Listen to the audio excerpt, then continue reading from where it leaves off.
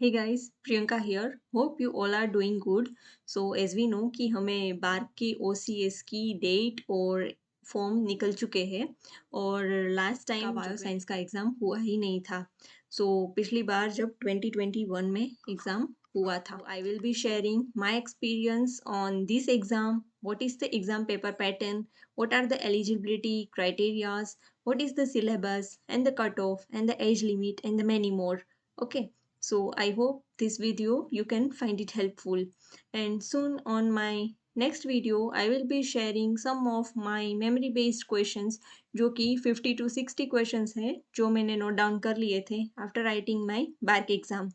तो मेरा कुछ ही मार्क्स से मेरा बार्क रह गया था. It was around like 10 to 12 marks. तो मैं सब कुछ डिस्कस करूँगी इस वीडियो में. तो पहले हम देखते हैं बार्क का पेपर पैटर्न किस तरीके से होता है. ओके. तो जब हम पेपर के बारे में डिस्कस करें तो बार्क का पेपर जो होता है वो ऑनलाइन ही होता है CBT मोड, और सारे MCQ ही आपको देखने को मिलेंगे. ओके. एक क्वेश्चन होता है, उसका मार्क्स होता है 3 मार्क्स एंड गलत होने पे -1 नेगेटिव मार्किंग है.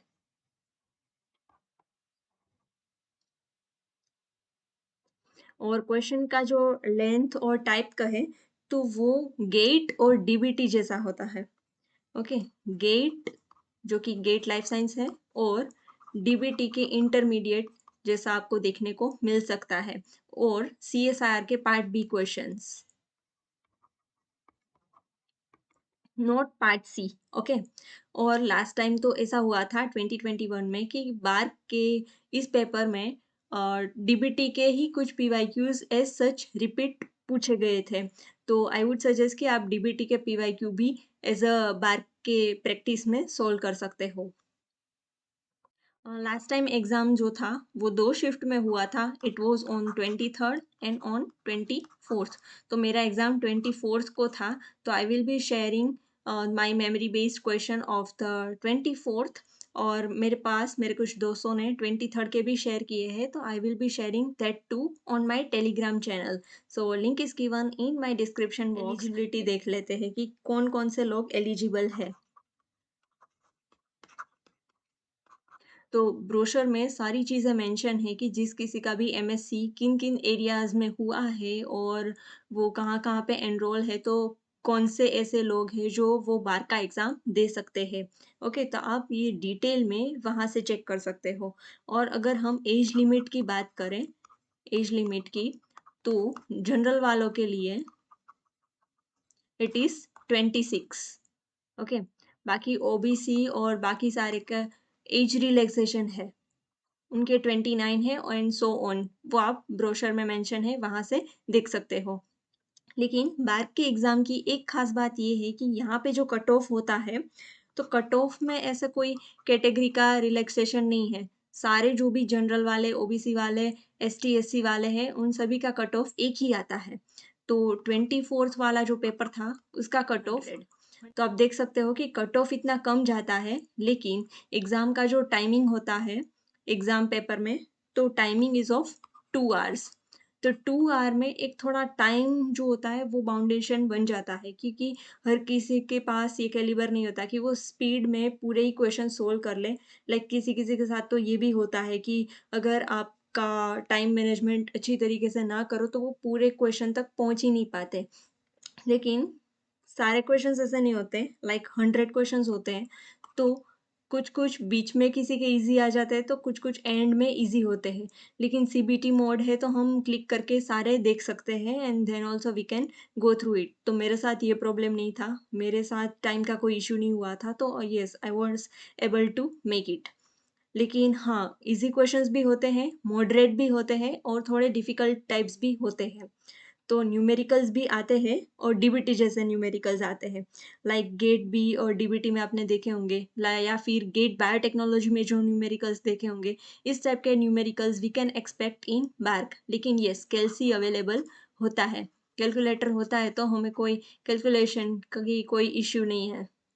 फिर हम बात करें सिलेबस की, तो सिलेबस के बारे में एज़ सच कोई नहीं बता सकता है। जिन लोगों ने बार का एग्ज़ाम, रिटन एग्ज़ाम क्वालिफ़ाई किया है या फिर किसी ने दिया है, एक्सपीरियंस अपने एक्सपीरियंस के थ्रू आपको चीज़ें बता सकते हैं। तो ये कुछ एरिया है जो मैंने नोट डाउन किए थे, उस हिसाब से बता सकती हूँ। तो फर्स्ट आपको जो यूनिट प्रिपेयर करना है, आई होप आप अगर सीएसआईआर की प्रिपरेशन कर रहे होंगे, तो आपके लिए ये सब्जेक्ट्स पढ़ने में डिफ़िकल्टीज़ नहीं होंगी। तो biochemistry you can learn, cell biology, cell signalling, specially cancer biology. ये छोड़ना नहीं है, कैंसर से हर बार क्वेश्चन आता है। ये मैंने दोनों शिफ्ट में देखा था, 23rd को भी था और 24th में भी था। तो कैंसर बायोलॉजी, कैंसर पे 2 क्वेश्चन मुझे देखने को मिले थे। तो आप ये कर लेना अच्छे से। फिर डेवलपमेंटल बायोलॉजी की ड्रोसोफिला, ये जो मॉडल ऑर्गेनिज्म है, उसको आप कर सकते हैं।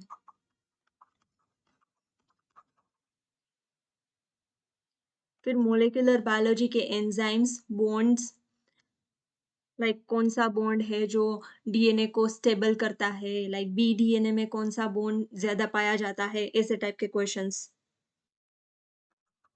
तो मोल बायो का बेसिक एरिया है, वो कवर कर लेना। फिर जेनेटिक्स, जेनेटिक्स में आपको लाइक एपिस्टेसिस हो गया, फिर पेडिग्री हो गया, यहाँ से क्वेश्चंस आपको देखने को मिल सकते हैं, या फिर रिकॉम्बिनेशन हो गया, 3 पॉइंट क्रॉस हो गया, ऐसे आपको क्वेश्चंस देखने को मिलेंगे। लाइक 3 पॉइंट क्रॉस से तो गेट में भी इस बार अभी ताज़ा-ताज़ा क्वेश्चन भी आया था, लाइक जो मैंने अपने इम्पोर्टेंट एरिया की लिस्ट में भी बताया था। फिर मेथड्स इन बायोलॉजी तो सारे एग्ज़ाम्स के लिए इम्पोर्टेंट है, तो इसको तो नहीं छोड़ना। सारे जो भी मेथड्स हैं, वो कर लेना, ओके, जो भी इम्पोर्टेंट रहते हैं, वो। फिर प्लांट फिजियोलॉजी भी ज़्यादा आता है, ओके, जो सारे हॉर्मोन्स हो गए, ओके, फिर फोटोसिंथेसिस हो गया, सारे साइकिल्स होंगे, ये सारा एरिया कर लेना, मेटाबॉलिज्म वाला पार्ट। और बायोकेमिस्ट्री में भी मेटाबॉलिज्म खास उस हिसाब से कि अगर कौन सा कार्बन हम रेडियो लेबल करें तो हमें एक्टिविटी आगे किस कार्बन पे देखने को मिलेगी, या फिर ऑर्डर काइनेटिक्स के हिसाब पे, या फिर एंजाइमोलॉजी प्रोटीन्स पे, ऐसा एरिया है जो आप कर सकते हो। लाइक आपको सीधे सीधे क्वेश्चंस नहीं मिलेंगे, सोचने वाले नहीं होंगे और इतने डायरेक्ट वाले भी नहीं होंगे। लाइक कहाँ कहाँ पे आपका कंसेप्ट यूज होगा या फिर आपका दिमाग यूज होगा, ऐसे वाले ही क्वेश्चंस आपको देखने को मिलेंगे। फिर आ गया बेसिक्स ऑफ माइक्रोबायोलॉजी, ये कर लेना, क्योंकि ये इम्पोर्टेंट एरिया हो जाता है कि एमबीआरटी टेस्ट है तो इसमें डाई का क्या रोल है, मिथिलीन ब्लू का क्या रोल है, फिर एसिड स्टेनिंग वगैरह, और सारे जो भी स्टेनिंग के प्रिंसिपल्स हैं वो भी आप देख लेना एक बार। ठीक है, फिर स्टैटिस्टिक, जो बायोस्टैटिस्टिक होती है वो भी कर लेना, जो डीबीटी वाला पार्ट है, इसमें भी मीन वेरिएंस, ये एरिया। फिर रेडियो एक्टिव डीके,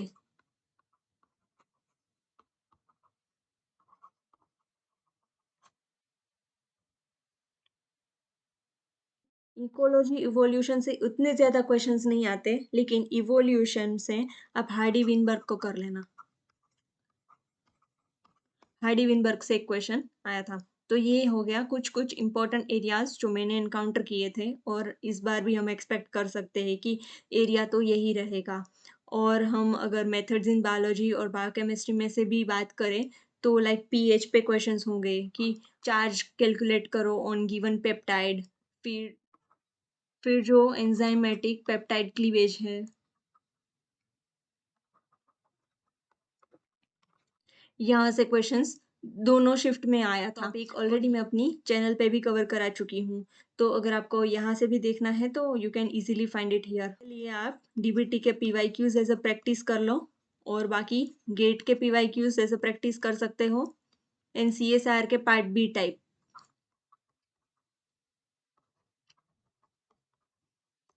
यहाँ से आप प्रैक्टिस कर सकते हो, ओके? तो जैसे मैंने कट ऑफ कहा कि कट ऑफ इतना ज़्यादा हाई नहीं जाता, लेकिन पेपर का लेवल ही इस तरीके से सेट किया होता है कि हमें सारे क्वेश्चंस करने का टाइम ही नहीं मिलता, तो हमें बस टाइम मैनेजमेंट करना है और लास्ट टाइम ये कट ऑफ गया था। तो आप देख सकते हो कि कितना आपको टारगेट करना चाहिए ताकि आप आसानी से कर सको। और जो बार्क में जो एंट्री होती है, तो वो 2 वेज़ से होती है। ये तो हम सबको आई गेस पता होगा कि 1 से 30 रैंक जो गेट में आता है, 1 से 30 और कभी-कभी 20 भी। तो गेट के थ्रू इतने को लेते हैं और लास्ट टाइम जो रिटर्न से लिया था, वो भी सीट्स बहुत कम थी।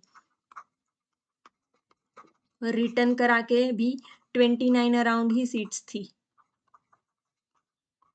तो आप देख सकते हो कि कंपटीशन कितना ज़्यादा टफ है क्योंकि सीट्स कम है। वरना एग्ज़ाम उतना डिफ़िकल्ट नहीं रहता, बस सिलेक्शन का ये पंगा है कि ये यहाँ पे सीट्स थोड़ी कम है। बाकी तो ऑल सेट है, अगर आप अच्छे से प्रिपेयर करोगे तो अभी आपके पास 1 महीना पूरा है। एग्ज़ाम की डेट अप्रैल में है, 1 एंड 2 अप्रैल। होप आपको ये इन्फॉर्मेशन हेल्पफुल लगी होगी एंड आने वाले वीडियोज़ में मेरे मेमोरी बेस्ड क्वेश्चन जो भी मैंने नोट डाउन किए हैं, वो मैं आपके साथ शेयर कर दूँगी। So, thank you so much for watching this video. Till then, bye bye and take care. We'll see you soon.